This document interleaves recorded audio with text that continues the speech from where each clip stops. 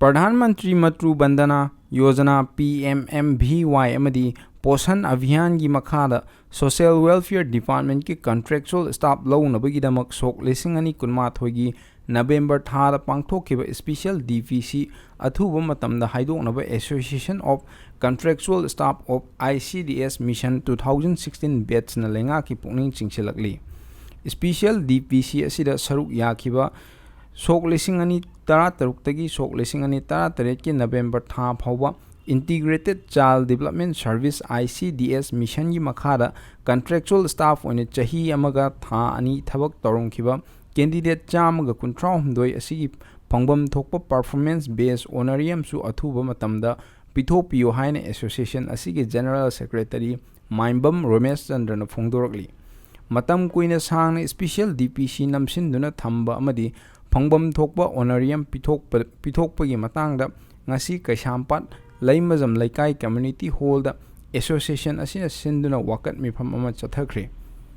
wakat mifam aduda saruk yakhiba Maibam Romesh Chandra na phongdokhibada ICDS scheme gi makhada sok 2013 tagi 2018 fawba contractual basis ta thabak toromliba mioi cham kuntraumdoi asi department thabak tagi lokthok sok 2018 gi January thada ICDS mission की सरुक ओरिबा प्रधानमंत्री मातृ बंदना योजना PMMVY पोषण अभियान अमदी महिला शक्ति Kendra MSK की कंट्रैक्ट नौन स्टाफ लौनब नोटिस थोलखी नौन थोलखिबा नोटिस असिगी मायोक्ता हाई कोर्ट अपील चतुना पिटिशनर ओरिबा 2016 बैच की कंट्रैक्चुअल स्टाफ चामग 19 असिगी स्पेशल DPC पांगथोकनबा हाई कोर्ट न ऑर्डर थोखिबा लेरबनी हाइकी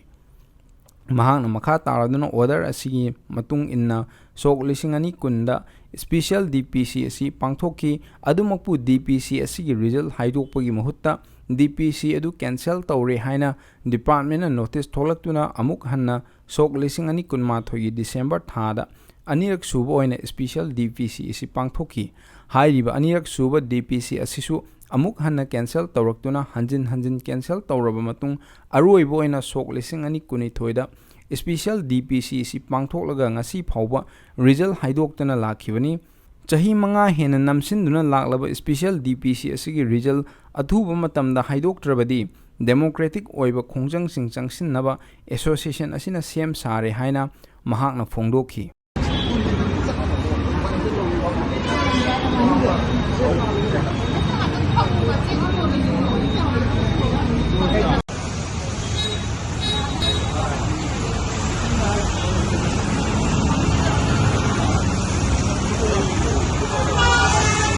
आई media की अंदर करेंगे डॉलर 16 असुदे सरकार का कॉन्ट्रैक्ट करना होगा वयमन वयसी राउंड 16 दा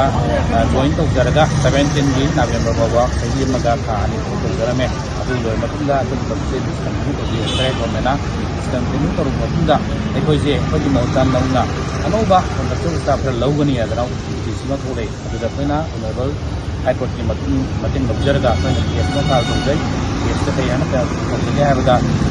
कॉन्ट्रैक्ट स्टाफ मा सबु अगा कॉन्ट्रैक्ट स्टाफ मा यारो हाई कोर्ट ना हारिबा कॉन्ट्रैक्ट स्टाफ जे नौना 2019 दा एकोइगी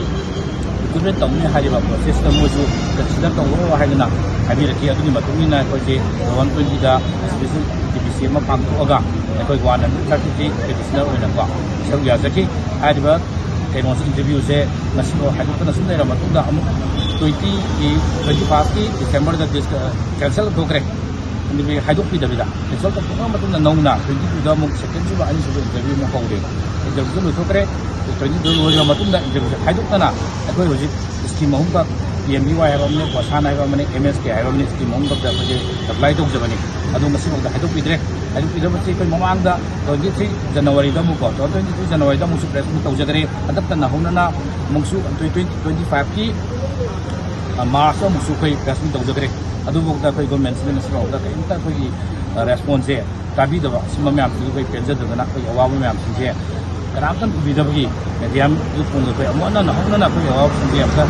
चरगा कोई अवाब कोहन बिदना हाइजगे तबन ꯊꯥꯏꯅꯔꯤꯉꯩ ꯇꯥꯏꯃꯤꯡꯁꯤꯗ ꯑꯩꯈꯣꯏꯒꯤ ꯂꯥꯏꯕꯛ ꯊꯤꯕ ꯑꯩꯈꯣꯏꯒꯤ ꯁ꯭ꯀꯤꯝ ꯑꯍꯨꯝ ꯂꯩꯖꯔꯝꯕꯁꯤꯡ ꯃꯅꯨꯡꯗ ꯁ꯭ꯀꯤꯝ ꯑꯃꯈꯛ MSK ꯍꯥꯏꯅ ꯈꯪꯅꯕ ꯃꯍꯤꯂꯥ ꯁꯛꯇꯤ ꯀꯦꯟꯗ꯭ꯔ ꯍꯥꯏꯅ ꯈꯪꯅꯕ ꯁ꯭ꯀꯤꯝꯁꯦ ꯁꯤꯃꯗꯤ ꯑꯃꯨꯛ ꯁꯦꯟꯇꯔꯗꯒꯤ ꯃꯇꯝ ꯂꯣꯏ ꯍꯥꯏꯅ ꯀꯛꯊꯠꯇꯅ ꯑꯃꯨꯛ ꯁꯤꯗ ꯑꯦꯄ꯭ꯂꯥꯏ ꯇꯧꯔꯝꯕ ꯀꯥꯡꯕꯨꯁꯤꯡꯁꯦ ꯑꯃꯨꯛ ꯍꯥꯏꯗꯣꯛꯑꯔꯣꯏ ꯍꯥꯏꯗꯅ ꯑꯃꯨꯛ ꯂꯩꯈ꯭ꯔꯦ ꯑꯗꯨꯕꯨ ꯁꯤꯒꯤ ꯇꯥꯏꯃꯤꯡꯁꯤꯗ ꯁꯨꯃꯥꯏꯅ ꯋꯥꯅ ꯈꯥꯡꯄ ꯃꯊꯛꯁꯤꯗ ꯑꯩꯈꯣꯏꯒꯤ ꯆꯍꯤ ꯑꯃꯒ ꯊꯥ ꯑꯅꯤ ꯑꯩꯈꯣꯏꯅ ꯊꯕꯛ ꯄꯨꯖꯔꯝꯕ ꯃꯇꯝꯗ ꯑꯩꯈꯣꯏꯒꯤ ꯐꯤꯕꯝ ꯊꯣꯛꯄ ꯆꯍꯤ ꯑꯃꯒꯤ PBS ꯍꯥꯏꯅ ꯄꯔꯐꯣꯔꯃꯦꯟꯁ ꯕꯦꯁ ꯑꯣꯅꯔꯤꯌꯝ ꯍꯥꯏꯗꯅ ꯁꯦꯟꯇꯔꯗꯒꯤ ꯊꯥꯔꯛꯄ ꯁ꯭ꯀꯤꯝꯗꯨ ꯍꯧꯖꯤꯛꯐꯥꯎꯕ ꯄꯨꯊꯣꯛꯇꯅ ꯂꯩꯕꯤꯔꯤꯕ ꯑꯗꯨꯒꯤ ꯄꯣꯠꯇꯨꯁꯨ ꯑꯩꯈꯣꯏꯒꯤ ꯂꯩꯕꯤꯔꯤꯕ ꯒꯕꯔꯅꯔꯁꯤꯡꯅ ꯃꯌꯥꯝꯒꯤ ꯑꯋꯥꯕꯁꯤ ꯌꯦꯡꯉꯒ ꯑꯆꯨꯝꯕꯗ ꯄꯤꯊꯣꯛꯄꯤꯌꯣꯅ ꯑꯩꯈꯣꯏꯅ ꯍꯥꯏꯖꯔꯤ ꯑꯗꯨꯒ ꯍꯥꯏꯗꯣꯛꯇꯅ ꯂꯩꯔꯤꯕ ꯏꯟꯇꯔꯚ꯭ꯌꯨꯅꯤ ꯂꯦꯝꯍꯧꯔꯤꯕ ꯃꯁꯥꯟ ꯑꯃꯁꯨꯡ PMBBY ꯍꯥꯏꯔꯤꯕ ꯁ꯭ꯀꯤꯝ ꯑꯅꯤꯒꯤ ꯁ꯭ꯀꯤꯝꯁꯦ ꯁꯤꯕꯨꯁꯨ ꯑꯆꯨꯝꯕꯗ ꯁꯥꯔꯅ ꯑꯩꯈꯣꯏ ꯃꯌꯥꯝꯕꯨ ꯅꯨꯡꯁꯤꯕꯤꯔꯒ ꯑꯃꯨꯛꯇꯪ ꯍꯥꯏꯗꯣꯛꯄꯤꯌꯣꯅ ꯍꯥꯏꯖꯔꯤ ꯍꯧꯖꯤꯛ ꯑꯩꯈꯣꯏꯒꯤ ꯁꯤꯗ ꯂꯩꯖꯔꯤꯕ BBS ꯐꯪꯍꯧꯗ꯭ꯔꯤꯕ ꯀꯥꯡꯕꯨꯁꯤꯒꯤ ꯃꯔꯛꯇ ꯁ꯭ꯇꯥꯐ ꯑꯃ ꯃꯃꯥꯡꯒꯤ 2023ꯒꯤ ꯃꯥꯔꯆꯇ ꯂꯩꯈꯤꯗꯗꯅ ꯃꯥꯔꯛꯁꯨ ꯌꯥꯎꯖꯔꯤ ꯃꯥꯒꯤ ꯑꯋꯥꯕꯁꯤꯁꯨ ꯑꯩꯈꯣꯏꯅ ꯌꯦꯡꯕꯤꯔꯒ ꯑꯩꯈꯣꯏꯒꯤ ꯊꯕꯛ ꯑꯃꯅ ꯇꯧꯕꯁꯨ ꯐꯪꯖꯔꯣꯏꯗꯕ ꯆꯥꯟꯁ ꯂꯩꯖꯈꯤꯗ꯭ꯔꯕ ꯑꯗꯨꯒꯨꯝꯕ ꯑꯩꯈꯣꯏꯒꯤ ꯇꯤꯝ ꯍꯥꯏꯒꯗ꯭ꯔꯥ ꯃꯥꯒꯤ ꯑꯋꯥꯕꯁꯤ ꯌꯦꯡꯕꯤꯔꯒ ꯑꯊꯨꯕꯗ BBS ꯄꯤꯅꯕꯅ ꯑꯩꯈꯣꯏ ꯒꯕꯔꯅꯔꯒꯤ ꯐꯣꯝꯗ ꯍꯥꯏꯖꯔꯤ